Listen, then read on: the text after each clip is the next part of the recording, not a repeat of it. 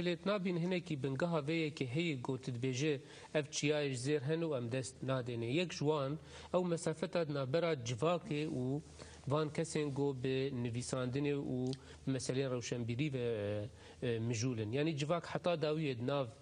دبن تاثیر و باندورا اسیمیلاسیون ادمایه لورجی یعنی هما تکاری بیج زمان کولانه یعنی بتایبتی جی لباکور بر به ترکی و دچه و اف جی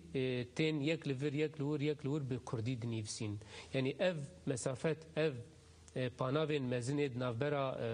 وان هر دو آلیا د چاو مروفت کارج هفدو نزیک بکه بیگو کردی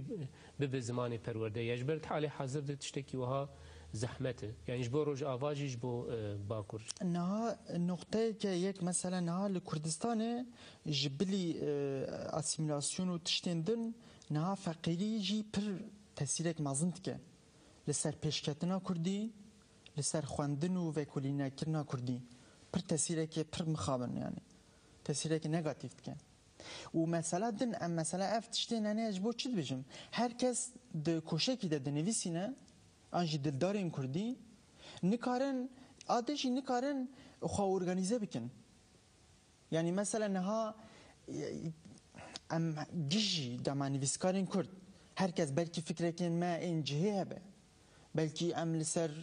گلک سمبولین ادبیات با آوین دن بفکرن آنجی مثلا ما این دن نقاشن همن لیدوی ام بکاربن خو ارگانیزه بکن و بکاربن الله چالاکی بکن چالاکی نکو اموارن با هف جهاv را بجن يعني propaganda خو جهاv را بجن دوی ام وی چالاکی درحی جواکی دبکن و دوی نقطه داویه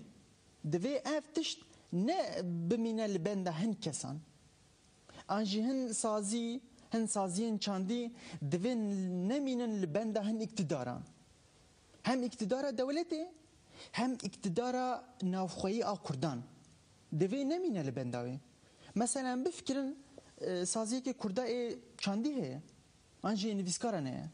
دوی نمینه لبنده اقتدار بلدیه که تنها قال فقیرتیه کر یعنی کاوی چاوا به امکان آبوری کار به بخودی انسیاتیف ای باشه